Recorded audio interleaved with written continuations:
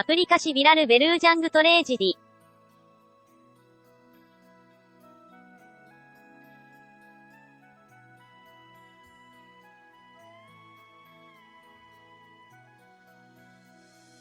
Dibuat oleh 3 manusia dari suatu universitas ternama di Indonesia, aplikasi ini diciptakan untuk membantu orang lain, namun mirisnya terdapat oknum yang menggunakan aplikasi ini untuk perbuatan tidak baik. Banyak korban yang diteror oleh pelaku mempunyai motif sedikit-sedikit lama-lama menjadi bukit, satu persatu korban mulai berjatuhan. Ini katanya yang stalking programmer itu ya? Takut banget deh stalknya lewat digital. Korban trauma dan tidak lagi berani bermain TikTok dan aplikasi Hanya Kipas mulai dikecam dan dihapus dan hilang dari peradaban. Hingga akhirnya pihak berwenang berhasil melacak dan menangkap pelaku berikut hasil wawancara pelaku. Gimana cara Mas mendapat korban terus? Jadi saya dapat korban itu menggunakan aplikasi Hanya Kipas.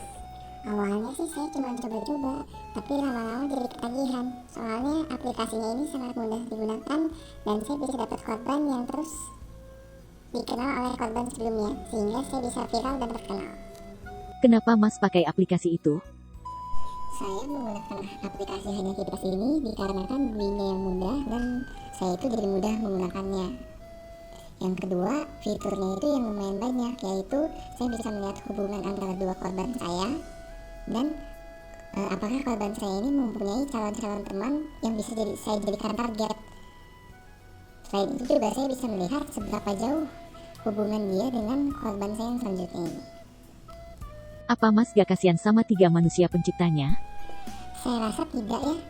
Walaupun aplikasi ini di-take down karena perbuatan saya, tapi mereka kan harusnya itu hebat-hebat ya. Mereka adalah programmer yang handal, sehingga harusnya mereka bisa membuat program baru yang lebih baik dan lebih bagus. Salam keadilan. Kami bertiga merupakan penyidik utama dari kasus stalker yang menggunakan Hanya Kipas. Perkenalkan, saya Polwan Irene Kaya bersama dengan bos dan teman saya. Saya Polisi Cyber Dadang. Dan saya Kapolda Gotham.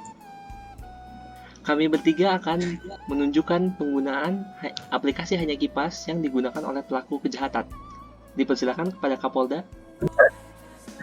Nah, ayo let's go. Jadi pelaku akan menggunakan sebuah basis data yang berisikan nama-nama korban yang sudah pernah dikorbankan dan calon korbannya. Jadi misalnya korban sebelumnya adalah Vishal. Lalu ia ingin mencari jalur ke korban selanjutnya, misalnya adalah Sinyan. Nah, ia tinggal menekan tombol search lalu ia bisa melihat hubungannya. Jadi misalnya kalau dari Vishal ke Sinyan, ia harus mulai dari akun Vishal ke akun Nin, lalu akun Ganyu, akun Cici, lalu sampai ke akun Sinyan.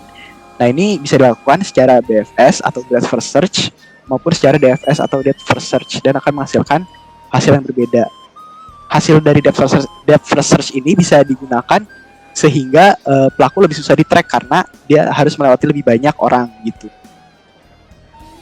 Lalu selain dari fitur friend exploration yang bisa dipakai oleh user ini, aplikasi Hanya Kipas ini juga ada fitur yang bernama friend recommendations. Jadi kalau dari contoh tadi ini, aku bisa memilih akun Visual ini, lalu akan dimunculkan friend recommendations untuk akun-akun Visual ini. Maksudnya friend recommendations-nya apa?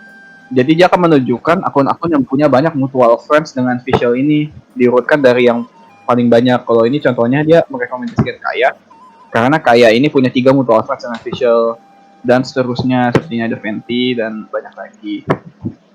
Jadi dengan fitur friend recommendations ini, sang pelaku ini dia bisa menemukan banyak calon target yang baru lagi dari target yang sebelumnya.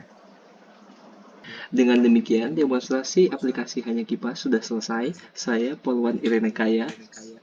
Saya Kapolda Gotham. Saya Polisi Cyber Dadang. Kami bertiga mengucapkan terima kasih. Salam keadilan. keadilan.